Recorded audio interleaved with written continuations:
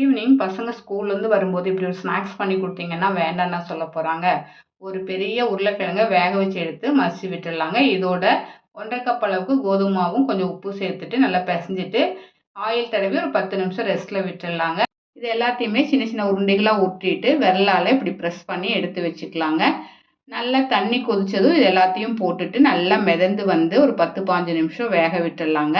இது நல்லா வெந்ததும் இது எடுத்து தண்ணியில் போட்டு வாஷ் பண்ணி வடிகட்டி எடுத்து வச்சுக்கலாங்க. பேனில் ஆயில் போட்டுட்டு பொடியாக கட் பண்ண இஞ்சி பூண்டு பச்சை மிளகாய் ஸ்லைஸ் பண்ண வெங்காயம் சேர்த்து வதக்கி விட்டுடலாங்க. இதோட கேரட்டும் சேர்த்துட்டு வதக்கி விட்டுட்டு தேவையான அளவு உப்பு சேர்த்துட்டு தேவையான அளவு மிளகாய் தூள் சேர்த்து கலந்து விட்டுடலாங்க.